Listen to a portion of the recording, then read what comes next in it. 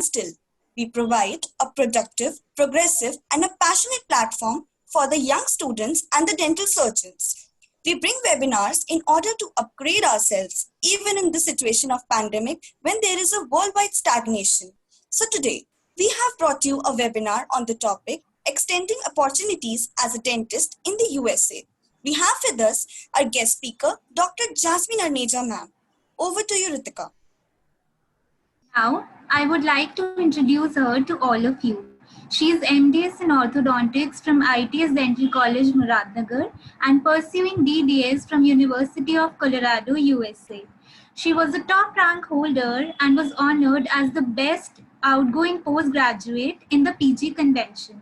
She is currently serving as the executive board member of ASDA, which is the American Student Dental Association, and is the vice president for SNDA, the Colorado chapter. She is also enthusiastically working in a research involving the Zellweger syndrome. Besides being an avid painter, she has keen interest in writing poems. Ma'am, we are glad to have you with us today. Everyone, kindly put your questions in the chat boxes and they will be answered at the end of the webinar. Over to you, ma'am. Thank you so much, Aditi and Ritika, for introducing me. And thank you, IDS, for giving me this wonderful opportunity to talk to all of you guys. I'm very excited to share my journey, and I hope this will help all of you to maybe realize your dream of coming to the US as a dentist. I'm going to share my PowerPoint, and I'm going to discuss the basic steps that you have to take if you want to become a dentist in the US. And like they said, please feel free to jot down your questions in the chat box, and I'll be very happy to answer all of them. Okay, give me a second to share my PowerPoint with you guys.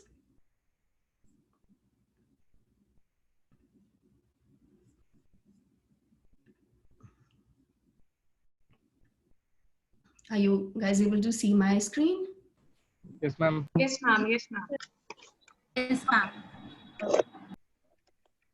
Alrighty, so I'll be talking about extending opportunities in the US as a dentist. So there are a lot of ways that you can be in the dental or allied fields in the US.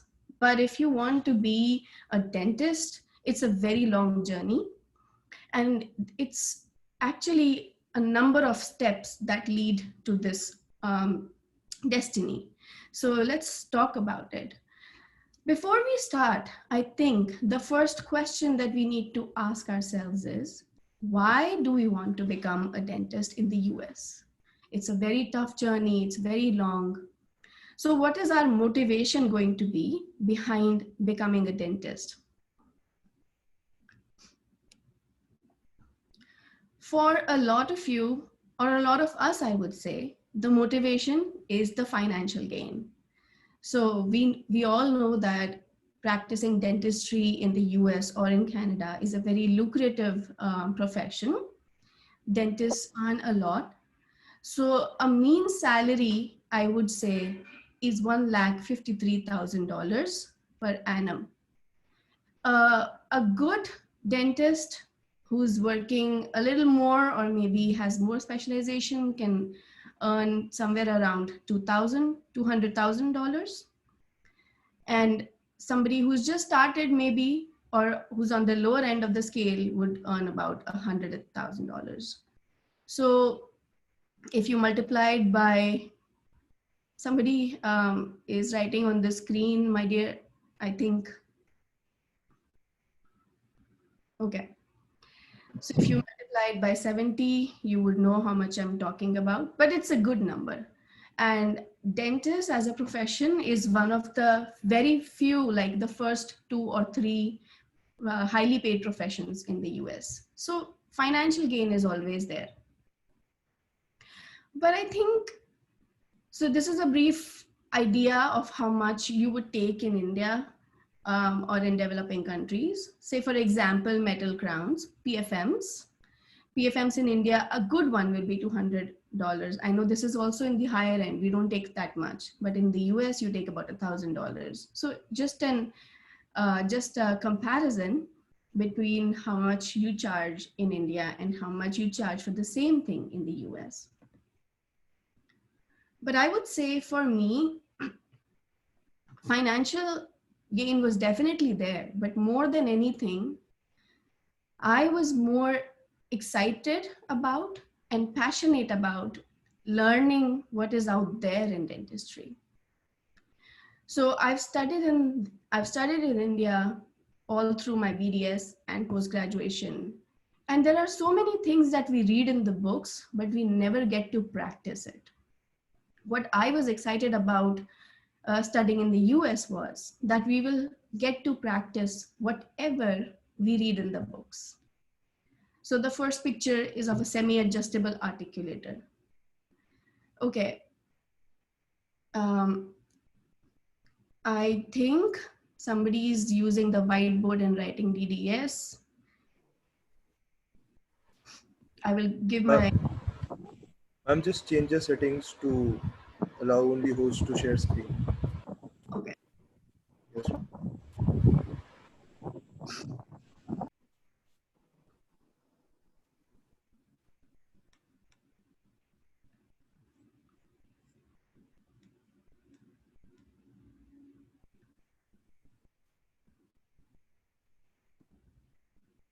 It's only me at this point, only host.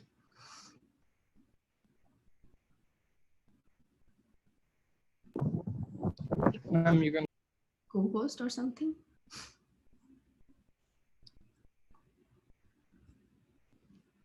Okay, let me get back to the PowerPoint. Allow only host to share screen. Now it is coming. It's already Manav, that's what the setting. Let me try doing something. Let me make you the host. Okay. And then I think you will be able to change settings. Will you be? Yes, ma'am. Okay. Can you change the settings at all?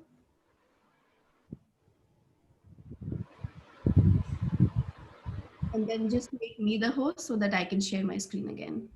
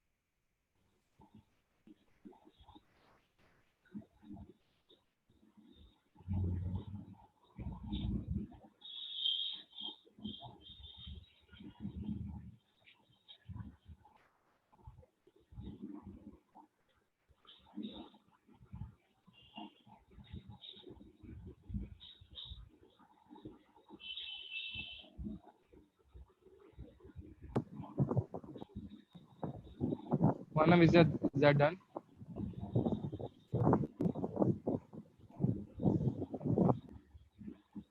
No, I think I can do it now.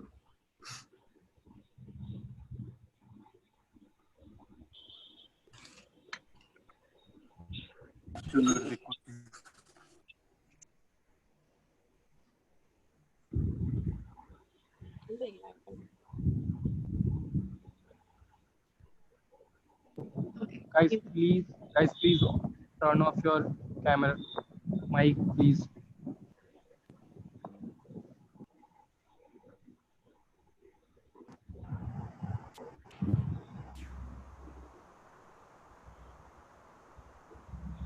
Okay. So for me, I think, like I said, I was talking that for me, having the experience to do all of these wonderful things was most important. So we read about semi-adjustable articulators in our colleges, but a lot of us have not tried it. Even I hadn't tried it before I started practicing here. Same way in India, we just do a little bit of root canals, and that too, especially with hand files. But here, a dental student in a regular DDS school, will be using something that's known as Wave 1 Gold. So Wave 1 Gold is a very, very high-end rotary instrument. And the excellent thing is that we have the opportunity here to work with the latest technology. Same goes for CAD/CAM machines and digital acquiring of images, and similarly for restoration of implants. All of these photos that I'm showing you here are done by a dental student. So a dental student will be using semi-adjustable articulators, will be using the most contemporary highest end protapers, rotary protapers, will be using digital dentistry, and will be doing restoration of implant prosthesis. So that was my motivation for coming to the US. If you all are interested in it by now, I'm sure you're asking yourself, how does this work, right? How can I become a dentist in the US? So let's talk about it. There are actually a number of steps that we have to go through. And these steps are, first of all, you have to go through something that's known as an ECE evaluation. So ECE evaluation means that whatever scores we have in our schools, they convert it into something that's known as a GPA out of 4. So if you have maybe 80% in your school, or 79 or 85%, they will convert that into something, some marks out of 4. So after that, you take your dent pin, you apply, you make a profile, you apply to schools, you prepare for the interview and bench, and then you are in your program. So let's talk about these things in a little more detail. First off, let's talk about ECE evaluation. So for ECE evaluation, you go to this site that's known as ECE, or Educational Credential Evaluators. So if you guys are interested in doing this year, I would recommend taking screenshots, or I think they're also recording the PowerPoint. You can also always review it. But for your information, you can go to this site that's known as Education Credential Evaluation. And then you will have to look up for individual. And then you have to send in, what kind of report you need. So usually the kind of report you need is a course by course evaluation. Okay. And after that, you will review, you'll tell them I'm from India. So they will tell you what all documents you will need to send in. And this is a general list of documents that they want. So whether it's original or it's attested in a sealed envelope, all of that. I mean, you have all the details here. So after you send them, you will receive an ECE evaluation, and then you will know your GPA out of 4. Then you have to apply for something that's known as dent pin. Dent pin is like your identity number. Okay, so you go to this site called ada.org. You go there and you apply for your dent pin. To get a dent pin, you just have to fill in all of these details. Okay, and once all of these details are filled, you get a dent pin. So now you have your ID, and now you have your marks. So you're ready to apply for exam. Now, all of you know that before August 1st, Manav, can you please mute everyone?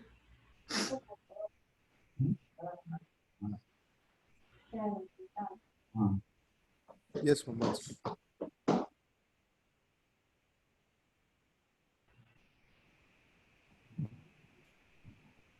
Ma'am, please unmute yourself. Yeah. Okay. So once you have your PIN, your ID number, and once you have your marks in a GPA, you're ready to apply for the exam. Before August, you would have applied for National Boards 1 and then National Boards 2. Now you have to apply for a single exam that's called INBDE, that is Integrated NBDE. So you go to this site called JCNDE, and there you will see INBDE, and then you can look up all of these things.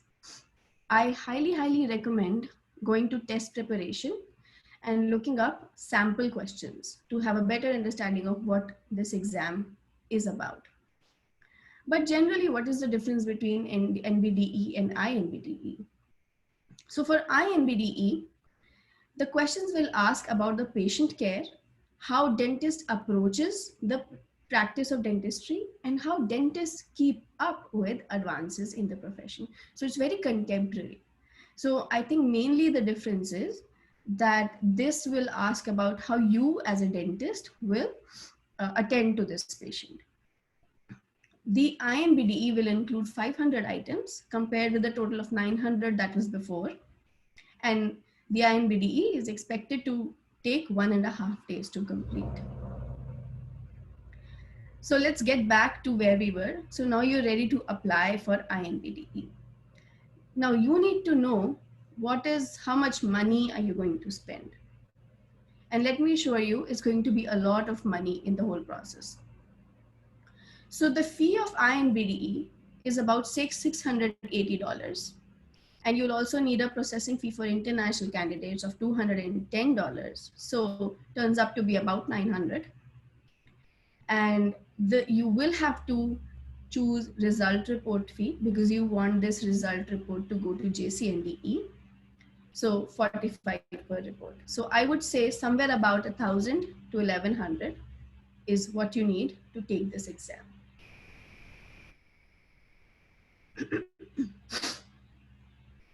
Okay, so you've applied for the test and you are ready to take the test. So how do you schedule an exam? So you go to this site, it's called prometric.com.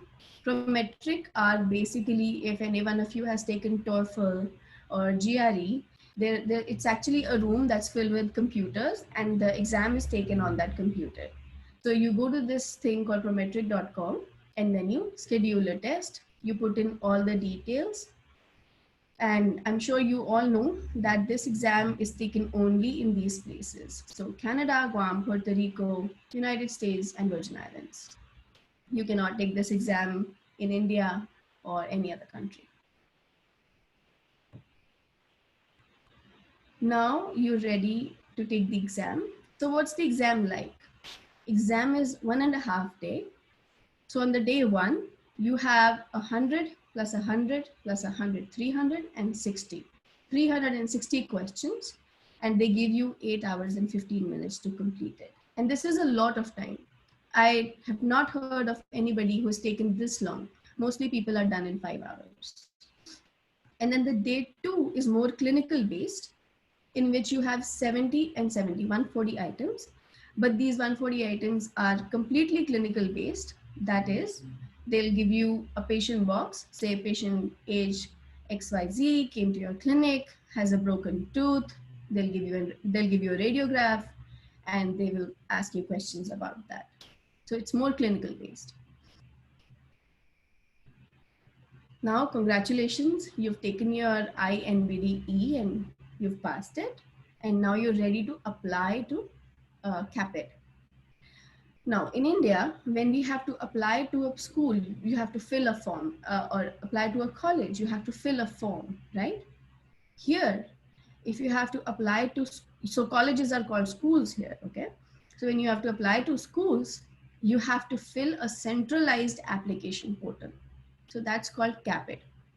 So you open this site called CAPIT, and then you put in your username, password, you create a profile.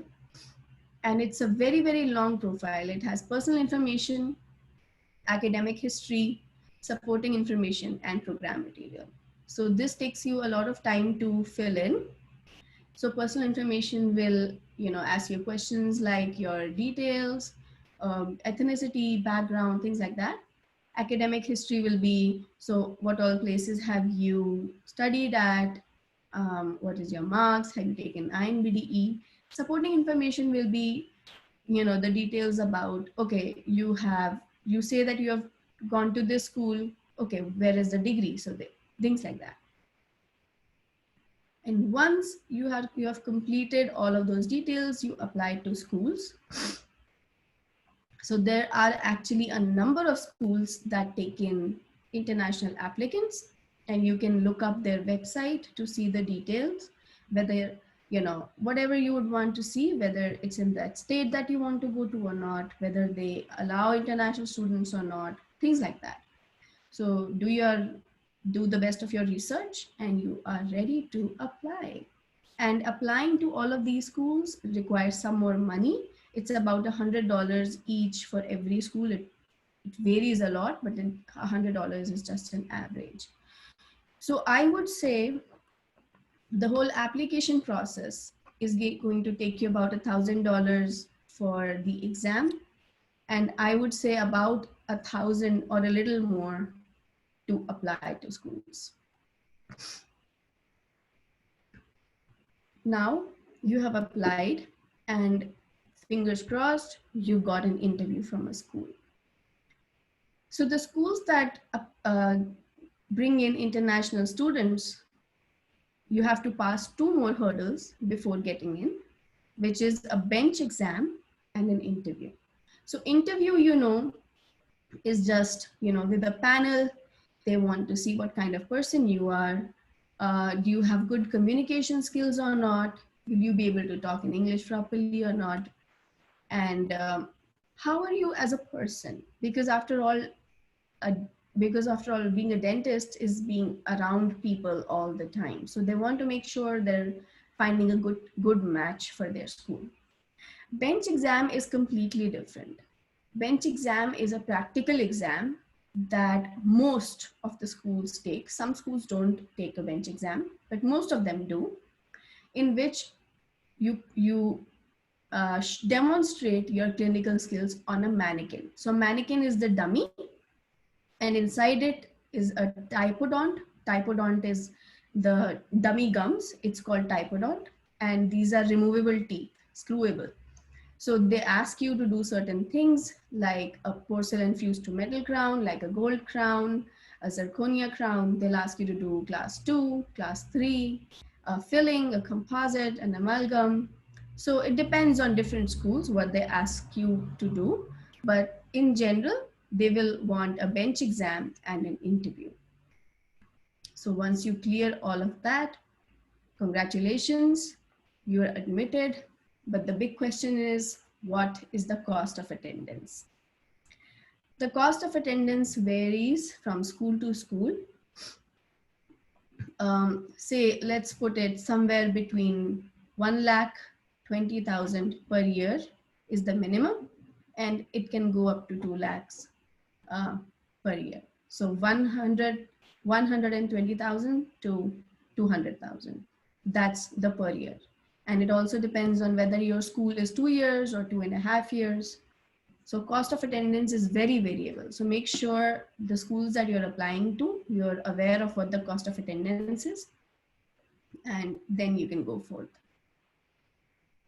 Besides all of the steps that I mentioned, I think there are 3 more things that, 3 more hurdles, I would say, that you want to cross before you're able to actually go into a school. That is the loan. Excuse me, please. That's the loan, the visa, and you have to manage the current political scenario. Let's talk about the loan. So a lot of us have this, have a concern that, you know, we will not be able to pay $1,20,000 a year to support our higher education, and it is justified. So you can get a loan. All you need to do is find a lender who gives loan to international people. So there are banks in America. I'll give you some example, like Discover Student Loans, like Sallie Mae. So these are the banks that give loan to international student. Just that the international student should have a co-signer. Co-signer means somebody who's been living in the US for very long, has a credit history, and is a citizen or a green card holder of the United States. They can sign on your behalf and you can take a loan.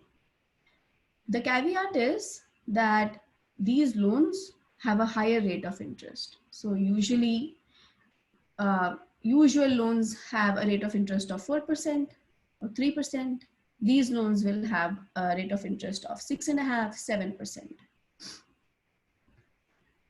If at all you are a citizen or you have a green card, it is easier for you to get a loan. You can get a federal loan. Federal loan is something that the government of the US sponsors for their green card and citizens. Next is visa. So to study in a school, you need F1 visa, which is a student visa. But that's okay that when you get admitted to a school, the school will help you to get that visa. They'll give you all the required documents to assist you in getting that visa. But to take the exams, that is to take the INVDE, you will have to have a tourist visa already. That being said, let's go to current political scenario. So at this time, things have changed drastically. And because of COVID-19 pandemic and the other political scenario that's going on, it's very hard to maintain a H-1B visa. H-1B visa is the visa that you get after you complete your school and you start working. So it's a working visa.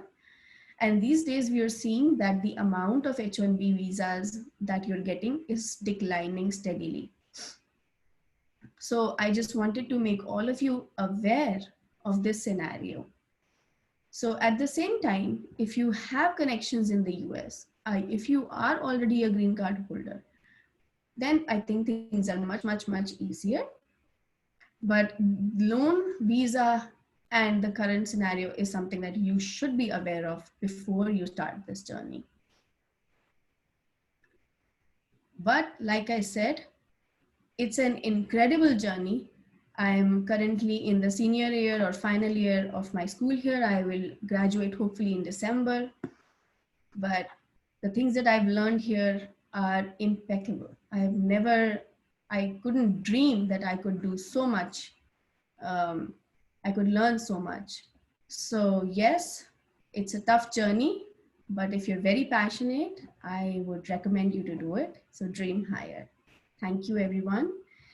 And I am ready to take questions now. Thank you, ma'am. It was a lovely webinar, ma'am. Very well.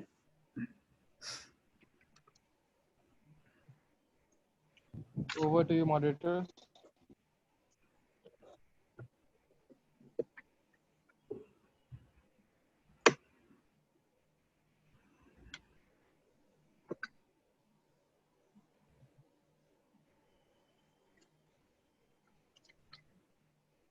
Okay, Ritika and Aditi, I'm ready for questions. If you want to pull up the chat, or do you want me to pull up the chat and answer questions?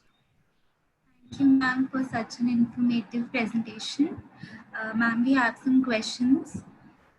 Do we have negative marking for INVD exam? No, there's no. Okay. Ma'am, can you tell about the USMLE test? I cannot tell about the USMLE test. USMLE is only taken for medical professionals or for some oral and maxillofacial OMFS postgraduate schools. For DDS, you will not take USMLE. Is it better to do DDS after BDS or MDS? Good question. I don't know. It depends on what you want. So when I graduated out of BDS, I thought of coming to the US, but I was not very confident. I did not have any research projects. I did not have too many, things that I can put on my CV. In general, I think I was not very prepared. MDS gave me an opportunity to become a better version of myself. I was more confident. I had more stuff on my CV. I had a research. I had a library dissertation, things like that. And if you ask me, I think that helped me get in, because when in my batch of 40, I think there are 25 MDSs. So I would say that being an MDS gave me an edge over others when I'm applying.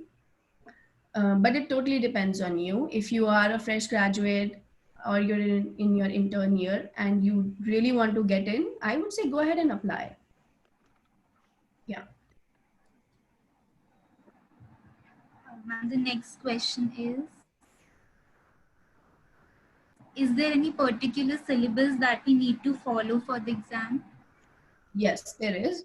So when you go to the INBDE site that I just linked, there's a complete, I would say, syllabus kind of a thing that's given there, and there are sample questions also.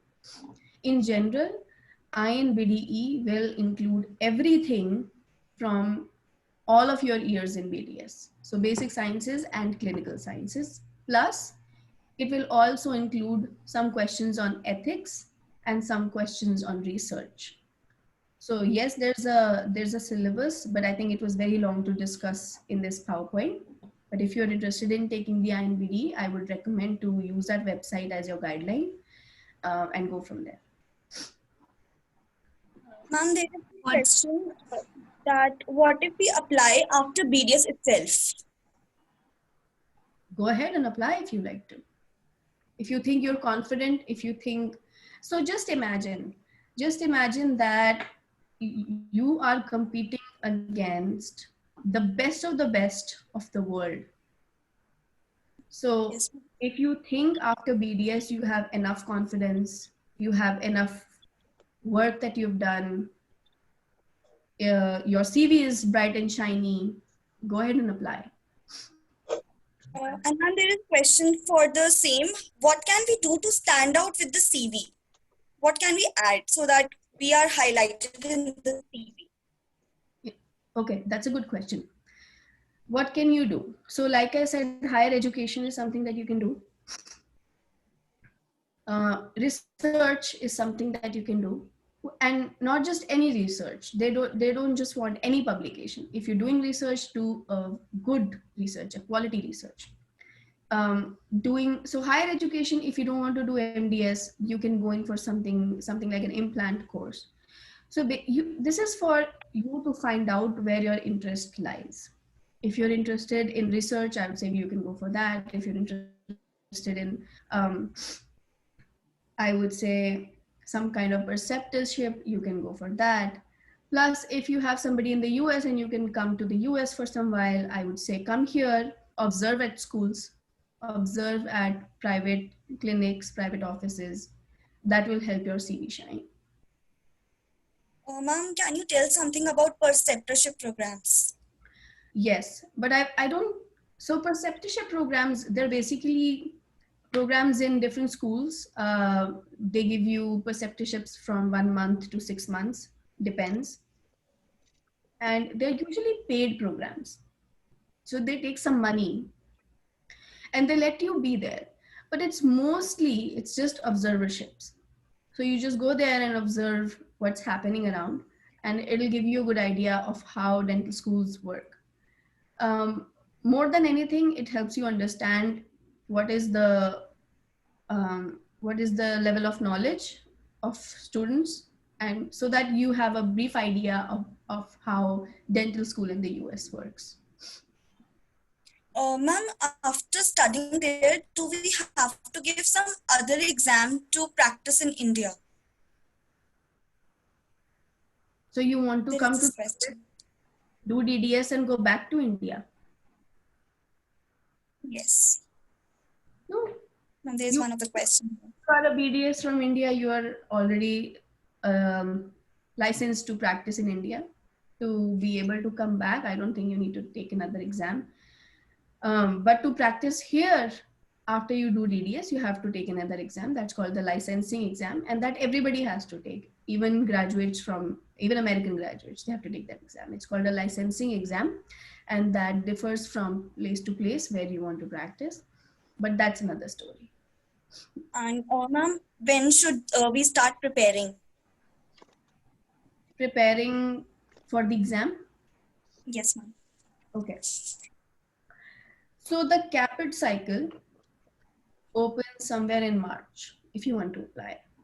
Most of the schools, so CAPID is that application that I talked about, okay? It's a long application. And most of the schools they start having their deadlines from June onwards. Some have in June, July, August, and it goes on. So I would say that if you want to start applying in the March cycle, you have to have taken your exams before that, right? So now there's only one exam. So let's say if you start practicing or studying in maybe October, so you take October, September, October, November, December, January. And if you take the exam in January, you will have your result by the end of January or early February, and then you can start applying in the CAPIT cycle. So plan yourself, but this is if I think it'll take you 3 months. If you think it'll take you more time, I would say plan earlier. Ma'am, is there any age limit to the co-signer, or can a co-signer be a retired citizen? Yeah, it doesn't matter if the co-signer, no, there's no age limit and the co-signer can be retired. The only thing they care is the credit history. So in America, everything is based on credit history. Credit history means how much loan you have and how regularly are you paying the bills. If you are a good citizen and you're paying your bills on time, your credit history is good. So any American citizen, any American, if you ask them, they know about credit history. So the banks look at the credit history, and it doesn't matter if they're working or if they're retired, doesn't matter at all. If their credit history is good, they can go forth with your loan. But so if your credit history is good but not that good, your interest rate will be slightly higher than the other. And if your co-signer's credit history is excellent, then your interest rate will be lower. So it's very variable. Ma'am, I would like Ritika to take over the questions. How to apply for job after doing MDS in India? Good question. How to apply for jobs? I think your biggest help is your faculty. When you do your MDS, your faculty knows you very well, and usually they know dentists in whatever area you want to practice. You can go and talk to them. They will give you some connection. Even if they give you one connection, you are able to find a job. Second is going through the big shot names like Dental and all. So just go to them, talk to them, and you'll find a job there. Ma'am, did you take any coaching for the exam, or you had prepared on your own? Coaching. There is no reliable coaching for the exam. And I would say I know a lot of people who've started to do coaching. Please don't go to them. Please. I don't want to take names, but even they don't know what they're doing. And a lot of them, I know 2 of them who approached me. And when I saw the material and when I realized what they're trying to do, it's a scam. Don't do that. It's very easy. If I can do, any one of you can do it. So when you get into the process, there are books called Dental Decks. There are books called ASDA Past Papers. Everything is available. When you get into the process, you will get everything. Don't worry about that. And you can always connect with me if you want, if you want to know what material should you use. So I did not take any coaching, and I'm pretty sure any one of you can do it. For the bench exam, however, I did take coaching. Bench is the practical exam, and they want you to cut the teeth in a very specific way. So the class 2s and class 3s that we did are no good for them. So to make sure you do well, that's when you will need some practice. I did take bench exam because I'd never done crown preps, because in BDS, I never did crown preps.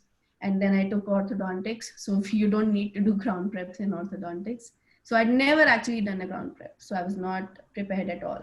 Therefore, I took coaching, and there are a couple of good coachings in the US, I would say. 2, I know, Dr. Stevenson, and who's the other one? Stevenson and I'm sorry, I'm losing the name, but Stevenson is one good name.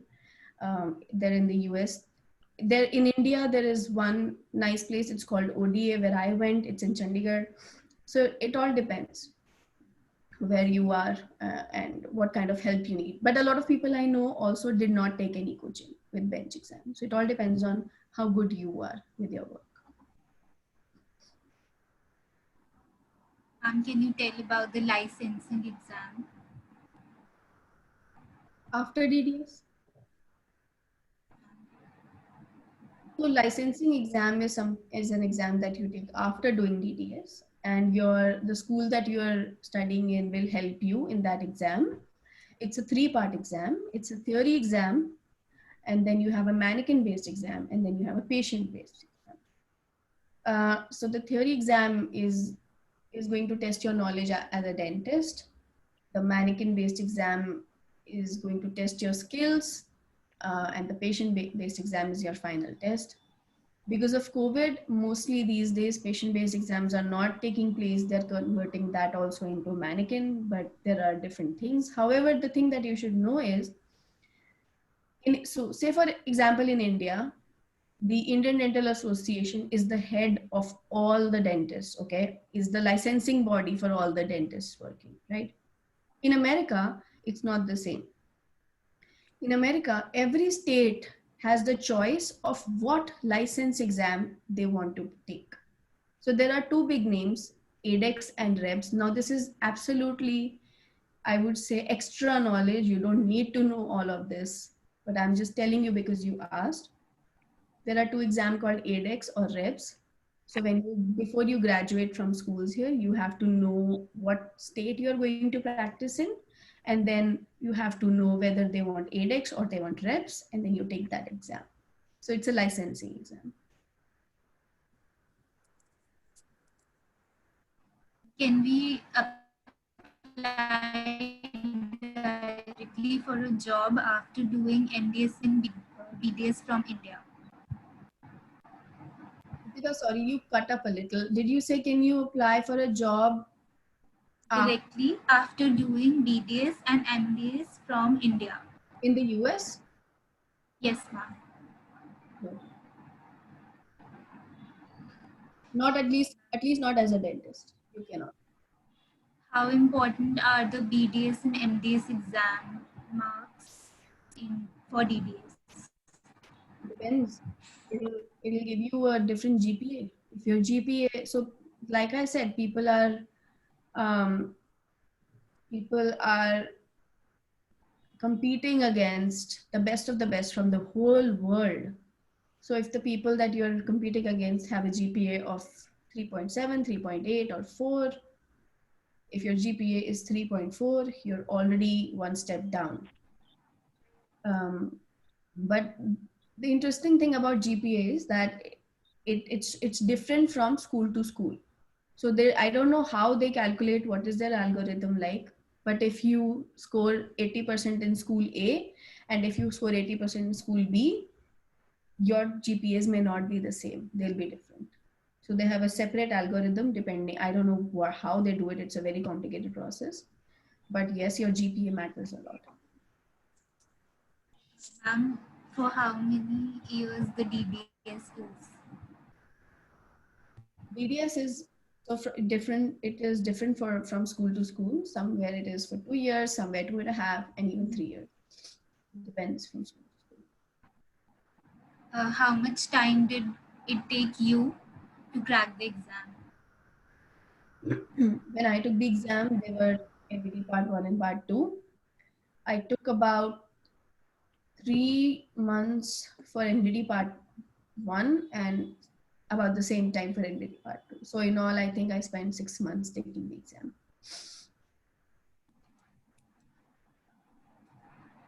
That's all. Okay, great. Thank you all of you for being such a great audience. Ma'am, there is one more question regarding the scholarship program. Is there any scholarship program for international students? Not that I know of. Okay. No scholarship. You have to spend a lot of money to be here. Thank you, ma'am. Alrighty, these are the questions. Thank you everyone for shooting your questions. And I Thank will. you so much, ma'am, for being there. Thank you For so much, answering ma'am. all the questions. You're very welcome, and all the best to all of you who want to apply. Good luck. I would Thank like you, to ma'am. thank the audience for. I would like to thank everybody for being such a great audience. I hope most of your doubts have been cleared, and we wish you all the best for your future. A big thank you to our guest speaker, Dr. Jasmine Aneja, for sharing her valuable thoughts and time with so many dentists and dentists to be. You are truly an inspiration for all of us. Ma'am, would you like to share your experience with us? Thank you, Ritika. What experience do you want me to share? About the webinar. Oh, interesting. Like I said before, I'm extremely honored, and it's always a pleasure to speak with so many dental students. And there, there is only one thing that I'd like to tell all of you is, first of all, congratulations. I think IDS, you guys are doing a wonderful job by bringing in speakers. Thank you, ma'am. Thank you, ma'am. Especially Thank you. participating. I mean, it's a great job. Well done, and you should all pat your back. But just one piece of advice that I'd want to share with all of you is find your passion. Find your passion in dentistry. Why do you want to do what you want to do? So that will give you a motivation to and dream higher. I think it's very important to see how you can better yourself, what more you can do.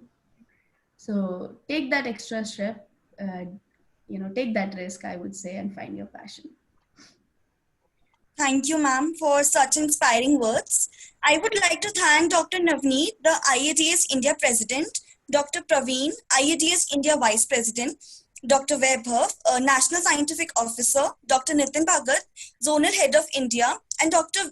Vineet Vinay, IADS West Zone Head, for providing us with such a great platform. I would request Dr. Vineet Vinay to say a few words. So,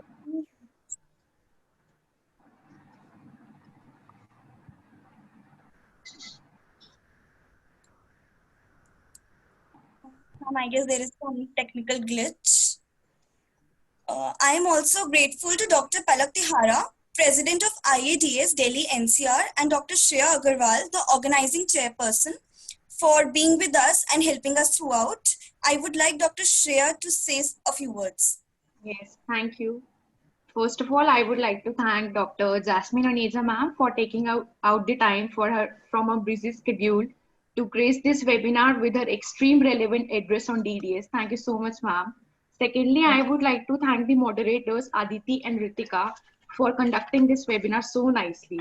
Last but not the least, I would like to thank the Delhi NCR IADS team.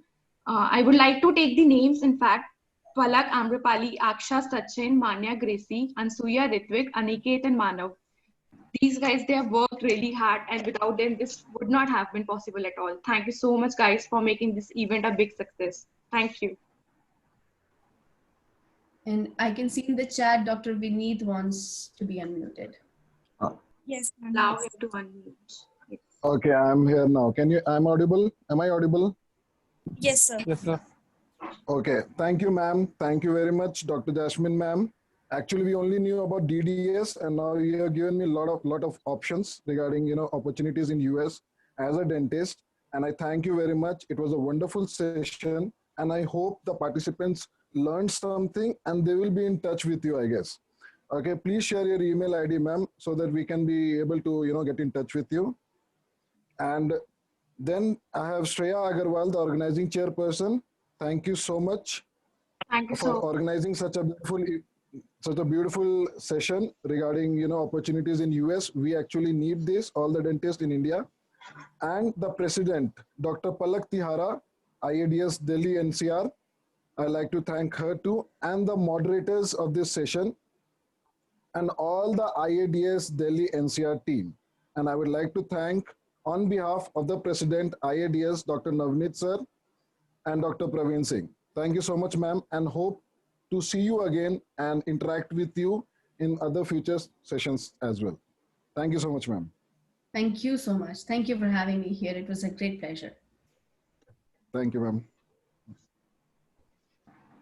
Thank you, sir.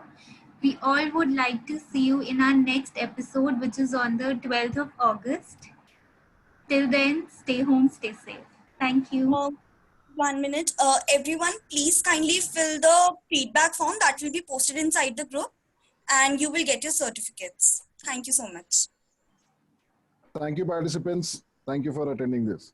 I can see a lot of thank yous in the chat. You're very welcome, all of you. I hope you learned something. And thank you for being here.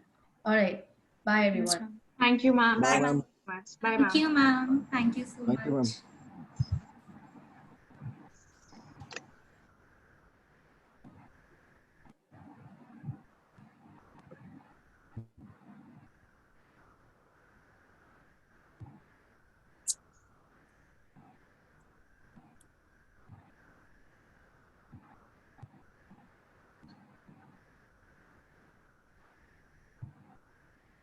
Do you guys want me to end the meeting?